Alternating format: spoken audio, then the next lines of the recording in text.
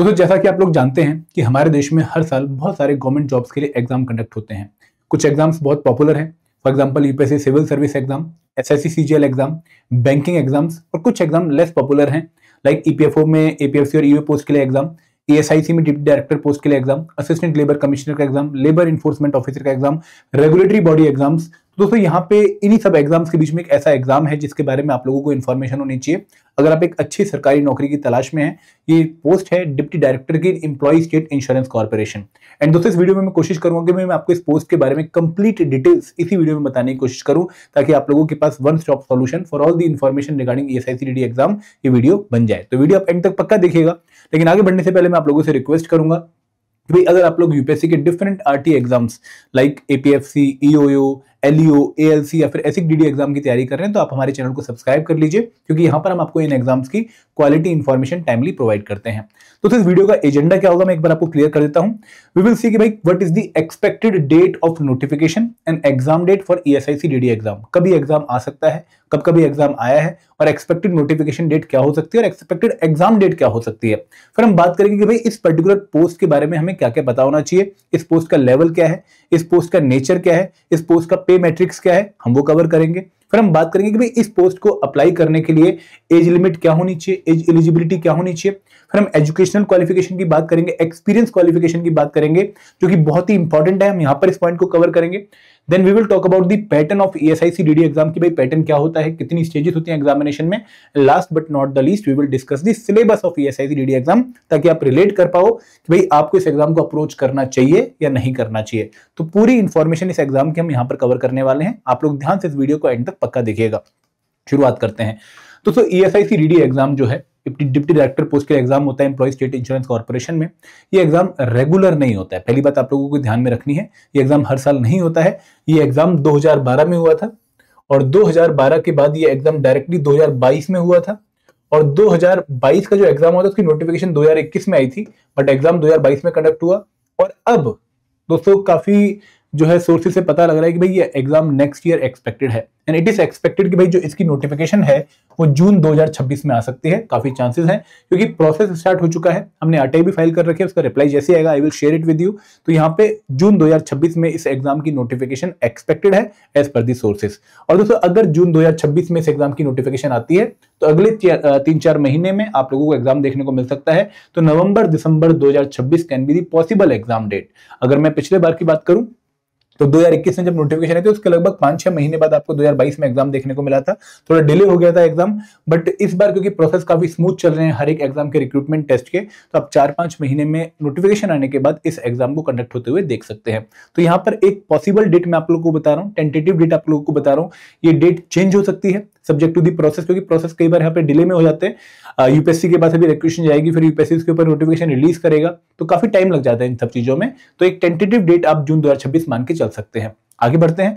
अब दोस्तों बात करते हैं कि ये पोस्ट है क्या। देखो आप लोगों ने सुना होगा कि भाई हमारे देश में जो ministry of labour and employment है उसके अंदर 2 सोशल सिक्योरिटी ऑर्गेनाइजेशन काम करती हैं और बहुत ही इंपॉर्टेंट ऑर्गेनाइजेशन है, जिनमें एक है ईपीएफओ, आप में से बहुत सारे बच्चों ने उसके बारे में सुना होगा, एम्प्लॉइज प्रोविडेंट फंड ऑर्गेनाइजेशन, और उसके लिए भी हम कुछ एग्जाम्स की प्रिपरेशन करते हैं एपीएफसी या ईओयू। ठीक है, ऐसे ही एक ऑर्गेनाइजेशन है, सिस्टर ऑर्गेनाइजेशन ईपीएफओ की, वो है employ state insurance corporation ESIC. जो लोग वर्किंग प्रोफेशनल है वो उसने पक्का इस ऑर्गेनाइजेशन के बारे में सुना होगा। आप लोगों का ईएसआई का कमीशन वगैरह करता है, ठीक है, आप लोगों की जो सुरक्षा है उसका ध्यान ये ऑर्गेनाइजेशन रखती है। तो यहाँ पे ईएसआईसी में एक पोस्ट है डिप्टी डायरेक्टर पोस्ट। तो डिप्टी डायरेक्टर पोस्ट के लिए जो एग्जाम कंडक्ट होता है वो यूपीएससी एग्जाम कंडक्ट करवाती है। Ministry of labour and employment के अंडर जो ऑटोनोमस बॉडी है ईएसआईसी, जब भी यहाँ पर डिप्टी डायरेक्टर पोस्ट की वैकेंसीज क्रिएट होती हैं तो वो रिक्वेस्ट भेजी जाती है यूपीएससी को कि भाई आप हमारी इतनी वैकेंसीज के लिए एग्जाम कंडक्ट करवा दो। तो सबसे पहले होता क्या है कि भाई डिप्टी डायरेक्टर पोस्ट पे 2 तरीके से रिक्रूटमेंट हो सकते हैं, एक है डायरेक्ट रिक्रूटमेंट और एक है प्रमोशंस के थ्रू। तो यहाँ पे जो लोग इससे लेवल एक नीचे हैं उनको प्रमोट करके डीडी बनने का मौका मिलता है, और एक है डायरेक्ट रिक्रूटमेंट। तो यहाँ पर पहले वैकेंसीज कैलकुलेट की जाती हैं, वैकेंसीज कैलकुलेट करने के बाद यूपीएससी को रिक्वेस्ट भेजी जाती है, जिसको हम रिक्वेशन का नाम देते हैं, और यूपीएससी इसके बाद नोटिफिकेशन रिलीज करती है, एग्जाम कंडक्ट करती है और लोगों को सिलेक्ट करके ईएसआईसी को वापस भेज देती है। भाई ये लोग मैंने आपकी इस पोस्ट के लिए सिलेक्ट कर लिए हैं, ये मुझे सुटेबल लग रहे हैं, अब आप इनको ज्वाइनिंग दे सकते हैं। दोस्तों ये क्लास ए पोस्ट है, ग्रुप ए पोस्ट है और लेवल 10 पोस्ट है। Parallel to APFC assistant provident fund commissioner भी लेवल 10 पोस्ट है और ये भी लेवल 10 पोस्ट है। इसकी बेसिक पे जो है लेवल 10 पे मैट्रिक्स के हिसाब से 15,600 से लेके 39,100 और ग्रेड पे 5400 का है। तो आपकी जो सैलरी बनती है उसकी रेंज के बनती है 56,100 से लेके आपकी 1,77,500 के बीच में आपकी सैलरी रेंज बनती है। ये अगेन एपीएफसी पोस्ट की तरह नॉन मिनिस्ट्रियल पोस्ट है, आप डायरेक्टली मिनिस्ट्री के अंडर काम नहीं करते हैं क्योंकि आप ऑटोनोमस ऑर्गेनाइजेशन, एक एक्ट के थ्रू बनी ऑर्गेनाइजेशन का पार्ट बनते हैं, but the nature of job is permanent. यहाँ पर आप परमानेंट नेचर की जॉब एंजॉय करते हैं। तो एक बार अगर आप सिलेक्ट हो गए हो तो आप टिल रिटायरमेंट यहाँ पर जॉब एंजॉय कर सकते हो। तो ये एक बेसिक इंफॉर्मेशन थी रिगार्डिंग दिस पर्टिकुलर पोस्ट। आगे बढ़ते हैं। अब दोस्तों बात करते हैं एज एलिजिबिलिटी की कि भाई किस एज तक आप इस एग्जाम के लिए अप्लाई कर सकते हैं।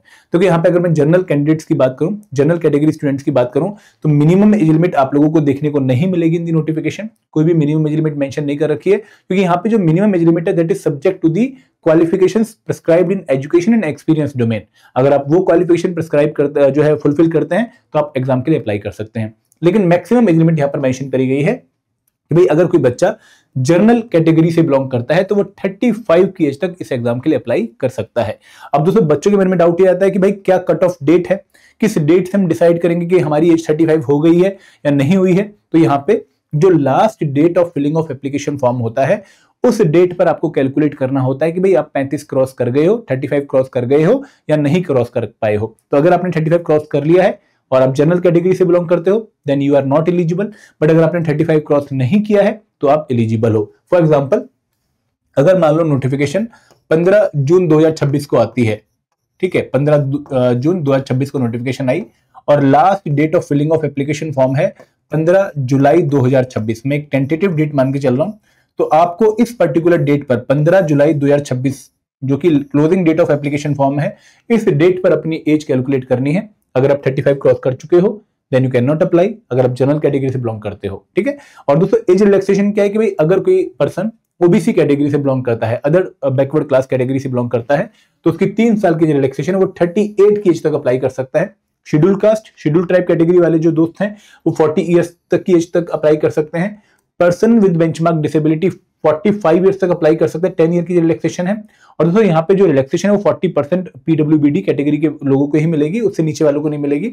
एक्स सर्विसमैन कोएफिशिएंट ऑफिसर जो है 5 साल की एज रिलैक्सेशन एंजॉय कर सकते हैं। जो लोग ऑलरेडी ईएसआईसी में किसी लोअर लेवल पे कार्यरत हैं वो 5 साल की रिलैक्सेशन, और सेंट्रल गवर्नमेंट एम्प्लॉइज और यूटी गवर्नमेंट के जो एम्प्लॉइज हैं उनको भी 5 साल की एज रिलैक्सेशन है। तो यहाँ पे आप लोग सब 40 ईयर्स की एज तक अप्लाई कर सकते हो।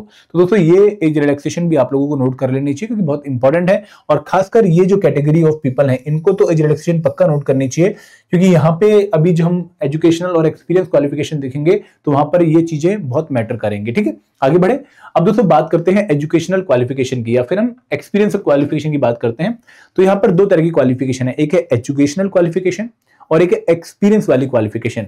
तो यहाँ पे मैं एक पॉइंट बहुत क्लियर करना चाहूंगा कि हर बच्चा इस एग्जाम के लिए अप्लाई नहीं कर सकता, ठीक है। यहाँ पे कुछ कंडीशंस हैं, अगर कोई स्टूडेंट, कोई विद्यार्थी, कोई एस्पिरेंट अगर वो कंडीशंस मीट कर रहा है तभी वो इस एग्जाम के लिए अप्लाई कर पाएगा। ईपीएफओ की तरह यहाँ पर all graduates can not apply, trust me. कैसे कि भाई अगर मैं एसेंशियल क्वालिफिकेशन की बात करूं जो कि मस्ट क्वालिफिकेशन है, जो कि आपके पास होनी ही चाहिए अगर आपको इस एग्जाम का फॉर्म फिल करना है, तो मस्ट क्वालिफिकेशन क्या है कि पहली बात तो आपकी डिग्री कंप्लीट होनी चाहिए, आप जो है ग्रेजुएट होने चाहिए, पहली क्वालिफिकेशन। लेकिन इसके साथ साथ देखो अटैच्ड क्वालिफिकेशन एसेंशियल और क्या है कि भाई आप लोगों के पास 3 साल का एक्सपीरियंस होना चाहिए, मतलब वर्क एक्सपीरियंस आप लोगों के पास होना चाहिए। सिर्फ ग्रेजुएशन होना is not the only requirement, आपको उसके साथ एक और कंडीशन फुलफिल करनी पड़ेगी जो कि मस्ट कंडीशन है, तभी आप फॉर्म फिल कर पाओगे। 3 ईयर का एक्सपीरियंस ऑफ एडमिनिस्ट्रेशन या फिर अकाउंट्स में या फिर मार्केटिंग में या फिर पब्लिक रिलेशन वाली जॉब आपने कर रखी है, इंश्योरेंस में आपने काम कर रखा है, रेवेन्यू में काम कर रखा है या फिर टैक्स रिलेटेड काम आपने कर रखा है। कहां पर? गवर्नमेंट बॉडी में, पब्लिक सेक्टर अंडरटेकिंग में या फिर किसी ऑटोनोमस ऑर्गेनाइजेशन में। फॉर एग्जांपल आप सेंट्रल गवर्नमेंट के अंदर किसी पर्टिकुलर डिपार्टमेंट, फॉर एग्जांपल आप जो है ऑलरेडी जीएसटी इंस्पेक्टर हैं, यू कैन अप्लाई, ठीक है। आप किसी पीएसयू में अकाउंटेंट हैं, यू कैन अप्लाई। आप ईपीएफओ में ईओ पोस्ट पर है क्योंकि उससे ऊपर ये पोस्ट है, यू कैन अप्लाई। तो यहाँ पे अगर ये क्वालिफिकेशन आप मीट कर रहे हैं तो आप अप्लाई कर सकते हैं, otherwise you can not apply. तो यहाँ पे बहुत इंपॉर्टेंट पॉइंट क्या है कि डिग्री के साथ साथ, ग्रेजुएशन के साथ साथ आप लोगों के पास 3 साल का वर्क एक्सपीरियंस होना बहुत जरूरी है। और दोस्तों इसेंशियल क्वालिफिकेशन के साथ कुछ डिजायरेबल क्वालिफिकेशन मैंने मेंशन कर दी है जो कि गुड टू हैव है, मतलब अगर ये नहीं भी है तो भी आप फॉर्म फिल कर सकते हैं, बट ये वाली क्वालिफिकेशन होना बहुत जरूरी है फॉर्म फिलिंग करने के लिए। अगर इसेंशियल क्वालिफिकेशन आपके पास नहीं है, you can not fill the form. अब जो है डिजायरेबल क्वालिफिकेशन क्या है कि अगर कोई क्वालिफाइड सबऑर्डिनेट अकाउंट सर्विसेज में है, he can easily apply, he is more suitable for this particular job, इसको थोड़े प्रेफरेंस भी मिल सकती है। अगर उसने institute cost and work accounts जो है institute of cost and work account से पास आउट कर रखा है तो भी वो अप्लाई कर सकता है, एमबीए कर रखे फाइनेंस में तो भी वो अप्लाई कर सकता है, या फिर डिग्री इन लॉ कर रखा है तो उसको अप्लाई करने का मौका मिलेगा और वो डिजायरेबल भी है। और एक्सपीरियंस में क्या है कि अगर किसी के पास सोशल इंश्योरेंस और लेबर लॉ में एक्सपीरियंस है तो उसको डिजायर्ड माना जाएगा। तो यहाँ पे these are the must condition, these are good to have condition. अगर ये नहीं भी है फॉर्म फिल कर सकते हो, बट अगर ये है तो आपको मोर सुटेबल माना जाएगा। तो यहाँ पे काफी लोगों के लिए डोर क्लोज हो गया है and I know that, but दोस्तों यहाँ पे एक इंपॉर्टेंट पॉइंट भी आप लोगों को जो है नोट कर लेना है। वो नोट क्या है कि एक्सपीरियंस जो है क्वालिफिकेशन जो है they are relaxable at the discretion of Union Public Service Commission for reasons to be recorded in writing in the case of candidates otherwise well qualified। देखो अगर कैंडिडेट इन क्वालिफिकेशन को meet नहीं करता है लेकिन UPSC को वो writing में दे दे कि भाई जो आप ये पोस्ट के लिए एग्जाम कंडक्ट कर रहे हैं उसके लिए मैं सुटेबल हूं, क्वालिफाइड हूं और मैं इस वजह से अपने को क्वालिफाइड मानता हूं, तो आपको रिलैक्सेशन देखने को मिल सकती है इन दी क्वालिफिकेशन कैटेगरी। तो यहाँ पे ये नोट मेंशन कर रखा है, इंपॉर्टेंट नोट है। लास्ट टाइम में हमने देखा कि भाई अगर किसी बच्चे के पास 2 साल का एक्सपीरियंस था instead of 3 year, he has applied, ठीक है, तो फॉर्म फिल करने में दिक्कत नहीं है, बट वर्क एक्सपीरियंस होना जरूरी है। ऐसा नहीं कि भाई बिल्कुल ही वर्क एक्सपीरियंस नहीं है, आप फॉर्म फिल करके देखिएगा, अगर आपको जो है फॉर्म फिल करने दिया जा रहा है देन इट इज गुड, अगर नहीं करने दिया रहा तो फिर आप उसके लिए सुटेबल नहीं है। तो these are the important conditions जो आप लोगों को बहुत अच्छे से नोट कर लेनी है। आगे बढ़ते हैं, अब दोस्तों बात करते हैं पैटर्न ऑफ द एग्जामिनेशन। तो इस एग्जाम का जो पैटर्न है वो काफी सिंपल है, 2 स्टेज का प्रोसेस है, 2 स्टेज प्रोसेस है। पहली स्टेज है recruitment test, that can be computer based recruitment test also and that can be physical recruitment test also. दोनों ही रिक्रूटमेंट टेस्ट पॉसिबल है, बट पिछली बार जब ये एग्जाम कंडक्ट हुआ था तो आपका फिजिकल रिक्रूटमेंट टेस्ट हुआ था और रिक्रूटमेंट टेस्ट के बाद सीधा आपकी इंटरव्यू स्टेज है। बीच में कोई प्रीलिम्स के बाद जो फेस 2 या फिर मेंस की स्टेज होती है जनरली वो यहाँ पर नहीं है। तो आपको पहले जो है रिक्रूटमेंट टेस्ट देना है, that can be computer based और फिजिकल, और उसके बाद सीधा इंटरव्यू में आपको जाना है। तो यहाँ पे जो रिक्रूटमेंट टेस्ट है उसमें क्या पैटर्न होता है जनरली, अगर मैं 2023 के रेफरेंस से बात करूं, 22 के रेफरेंस से बात करूं, तो 2 घंटे का आपका पेपर है, आपको 120 मिनट मिलेंगे। 120 मिनट में आपके सामने 120 क्वेश्चन होंगे। 120 क्वेश्चन को उन्होंने 2 पार्ट में डिवाइड कर रखा है। तो 120 क्वेश्चन कुछ इस तरीके से होंगे कि भाई पार्ट ए में आपके 20 क्वेश्चन एंड पार्ट बी, और पार्ट बी में आपके 100 क्वेश्चंस। जो पार्ट ए है वहां पर जितने भी क्वेश्चन है 20 वो सारे के सारे जनरल इंग्लिश से हैं, एक ही कंपोनेंट के 20 क्वेश्चन हैं, और जो पार्ट बी है उसमें आपके रेस्ट ऑफ द सिलेबस के 100 क्वेश्चन है। ठीक है, तो आपका 120 मिनट में 120 क्वेश्चन का टेस्ट होने वाला है। हर एक क्वेश्चन आपके इक्वल मार्क्स जो है 2.5 कैरी करते हैं, तो टोटल पेपर आपका 300 मार्क्स का होता है।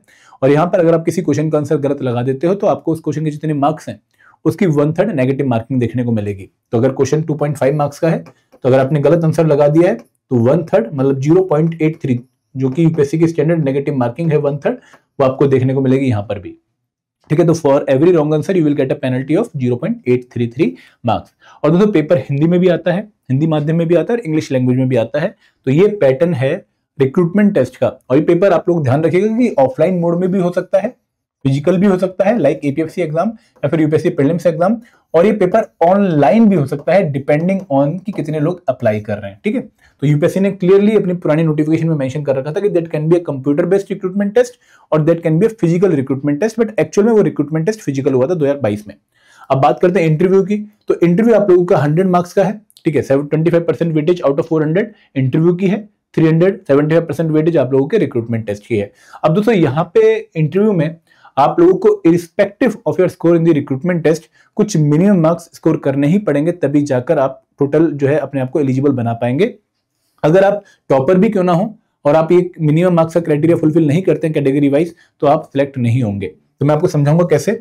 अगर आप जनरल कैटेगरी से बिलोंग करते हैं तो आपको 100 में से ग्रेटर देन 50 मार्क्स लेकर आने ही आने हैं। अगर आप ओबीसी कैटेगरी से बिलोंग करते हैं आपको 45 से ऊपर मार्क्स लेकर आने ही आने हैं। अगर आप SC ST या फिर पर्सन बेंचमार्क डिसेबिलिटी कैटेगरी से बिलोंग करते हैं तो आपको 40 से ऊपर मार्क्स लेकर आने ही आने हैं। Even if you are from EWS category आपको 50+ मार्क्स लेकर आने ही आने हैं। अभी कंडीशन क्या है कि भाई अगर आप मान लो रिक्रूटमेंट टेस्ट देने जा रहे हो, ठीक है, कोई पर्सन एक्स है मिस्टर एक्स, और इसने जो है रिक्रूटमेंट टेस्ट किया, इसके नंबर आए 250 आउट ऑफ 300, ठीक है, बहुत अच्छा इसने परफॉर्म किया, टॉपर था ये और बहुत अच्छा जो है परफॉर्मेंस लेके इंटरव्यू राउंड में गया। इंटरव्यू में इसके मार्क्स आए 49 और मिस्टर एक्स जो है वो जनरल कैटेगरी से बिलोंग करते हैं, ठीक है। तो मिस्टर एक्स के टोटल मार्क्स हैं 299 आउट ऑफ 400, ठीक है, और फाइनल कट ऑफ गई है 240। तो इस केस में तो मिस्टर एक्स की सिलेक्शन हो जानी चाहिए क्योंकि इनके जो टोटल मार्क्स है वो फाइनल कट ऑफ से 59 मार्क्स ज्यादा है, बट इनकी सिलेक्शन नहीं मानी जाएगी क्योंकि जनरल कैटेगरी के हिसाब से इनको 49 नहीं 50+ मार्क्स स्कोर करने थे इन द इंटरव्यू, जो कि इन्होंने स्कोर नहीं किए हैं। तो भले ये कितने भी नंबर से कट ऑफ से ऊपर क्यों ना हो, but he will not get selected because इन्होंने मिनिमम मार्क्स वाला क्राइटेरिया फुलफिल नहीं किया है। This is a very important condition जो आप लोगों को ध्यान में रखनी चाहिए। अब आगे बढ़ते हैं, सिलेबस की भी बात कर लेते हैं। दोस्तों इस एग्जाम का सिलेबस आप लोगों को काफी डिफरेंट देखने को मिलेगा, थोड़ा चौंकाने वाला भी होगा, बट अगर आप लोग ध्यान से देखेंगे तो यहाँ पे यूपीएससी की हिंट आप लोगों को देखने को मिलेगी। देखो इस एग्जाम में 2 पार्ट है। पहला पार्ट है जनरल इंग्लिश, यहाँ पर इंग्लिश से आपको 20 क्वेश्चन देखने को मिलेंगे, तो वोकेबुलरी ग्रामर बेस्ड क्वेश्चन आप लोगों को देखने को मिलते हैं जो कि ज्यादा टफ नहीं होते हैं। उसके बाद आप लोगों को प्रिंसिपल ऑफ HRM देखने को मिलेगा, ह्यूमन रिसोर्स मैनेजमेंट, ठीक है, थोड़ा आपका MBA टाइप का कंपोनेंट हो गया। Marketing management, principles of accounting and financial management, right to information act आपको यहाँ पे पढ़ने को मिलेगा। Numerical ability and logical reasoning जो कि इंडिया के लगभग हर कॉम्पिटिटिव एग्जाम का पार्ट है, क्वांट एंड रीजनिंग।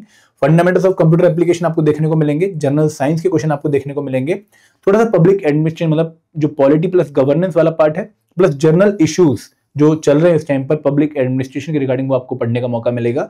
आपको हिस्ट्री एंड पॉलिटी पढ़ने का मौका मिलेगा और आपको current affair national and international importance के पढ़ने को मौका मिलेगा। तो this is the syllabus for ESE-DD exam. दोस्तों यहाँ पे अगर मैं बात करूं तो लगभग 60 से लेकर 70% जो ओवरलैपिंग है वो आपकी EPFO एग्जाम से इजीली है, ठीक है। रफली आप अगर EPFO एग्जाम प्रिपेयर करके रखें 70% सिलेबस ऑलरेडी रेडी है, आप उसको ब्रश अप कर सकते हैं। लेकिन इसके बाद आप लोगों ने इन 2 कंपोनेंट्स पे बहुत फोकस करना है, ठीक है। क्वेश्चन यहाँ से आते हैं और ये कंपोनेंट पिछली बार एक ऐसा कंपोनेंट था जो कि बच्चों ने बहुत कम फोकस किया था, बट एग्जाम में 10 क्वेश्चन पूछे गए थे, तो बहुत अच्छा स्कोर आप यहाँ पर भी कर सकते हैं, बहुत जल्दी कवर कर सकते हैं। छोटा कंपोनेंट है बट स्कोरिंग कंपोनेंट है, काफी नंबर ऑफ क्वेश्चन ज्यादा एग्जाम में से पूछे जाते हैं। तो यहाँ पे 30% सिलेबस आप लोगों को एडिशनली प्रिपेयर करना है and I think we are having the time to prepare that particular syllabus क्योंकि अभी हमारे पास काफी लंबा एक पीरियड है बिफोर द नोटिफिकेशन रिलीज, ठीक है। अब दोस्तों दिक्कत आती है कि सर प्रिपेयर करें कहां से, क्या आपके पास कोई कोर्स है, क्या आपके पास कोई सॉल्यूशन है? तो मैं आपसे यही रिक्वेस्ट करूंगा कि आप हमारे चैनल पे सब्सक्राइब रहिए, जैसे ही हम कोई सोर्स लेकर आते हैं, कोई सॉल्यूशन लेकर आते हैं, आप उसमें एनरोल कर सकते हैं।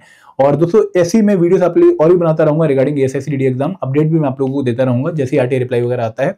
बट दोस्तों मैं यही कहूंगा कि भाई आपके पास जो अभी कंटेंट है, आपने जो अभी चीजें पढ़ी हुई हैं, आप उनको जब तक स्ट्रॉन्ग कर लो, उनमें एकदम डेप्थ में प्रिपेयर कर लो, ताकि आप जब कोर्स में आए तो आपको सिर्फ जो पोर्शन बचा है उसी पे फोकस करने का जो है मौका मिले, आप पहले सारा पोर्शन कवर कर चुके हो। तो यहाँ पे अभी आप इंग्लिश पे फोकस कर सकते हो, QRE पे फोकस कर सकते हो, साइंस को अच्छे से प्रिपेयर कर सकते हो, यहाँ पे बेसिक साइंस आती है, कंप्यूटर एप्लीकेशन को ब्रश अप कर सकते हो, हिस्ट्री, पॉलिटी, करंट अफेयर को आप डेली पढ़ सकते हो।